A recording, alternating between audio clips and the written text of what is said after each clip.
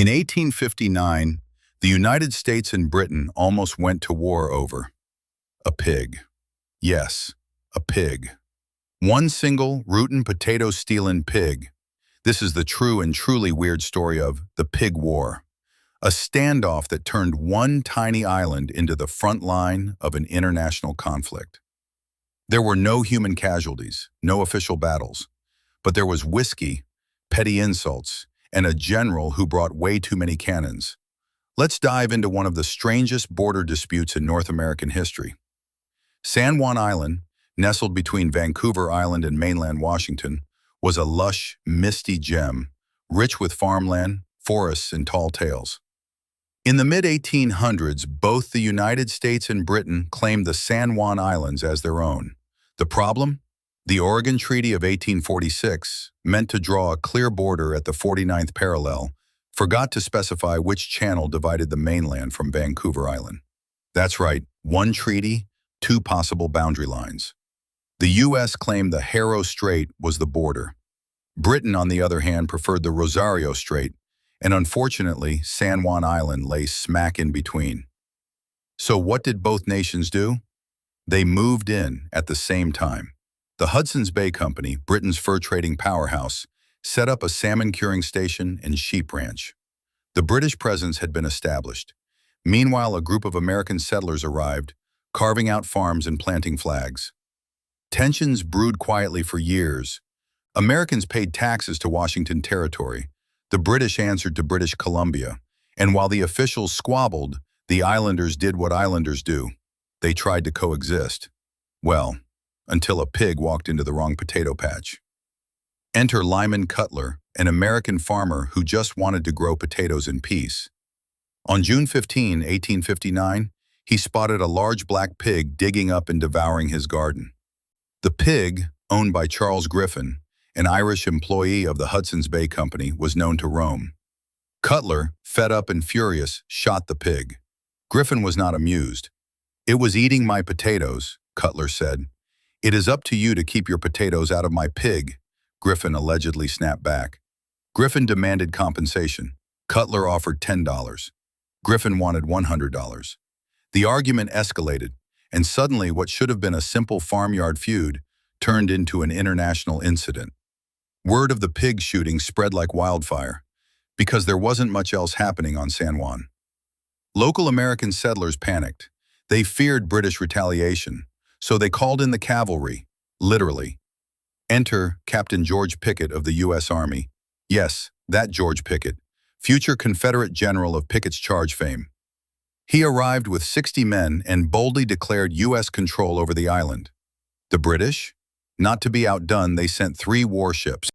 Now, we've got one dead pig, one American captain, 3 British warships, and the very real risk of 2 empires declaring war, all because of one bad decision.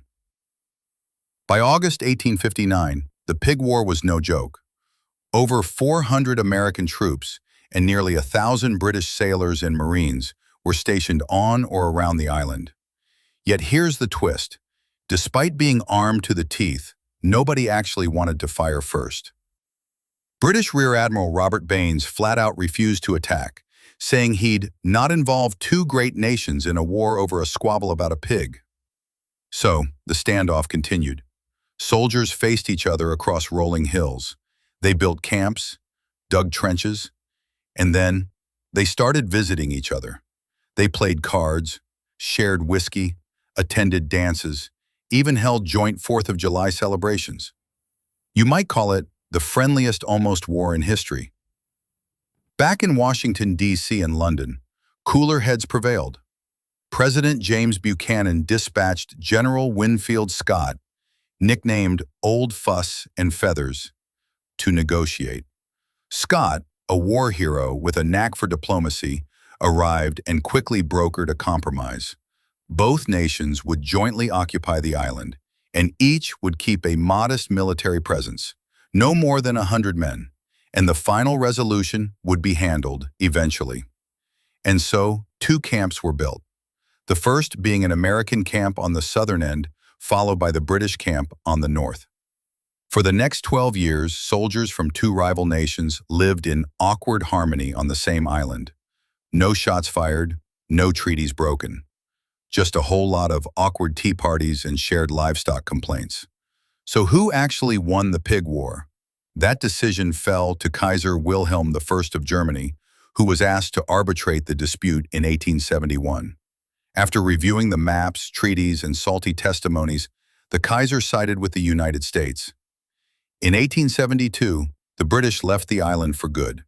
The San Juan Islands officially became American territory, and peace, porcine or otherwise, was restored. Today you can visit San Juan Island National Historical Park, where both camps are preserved.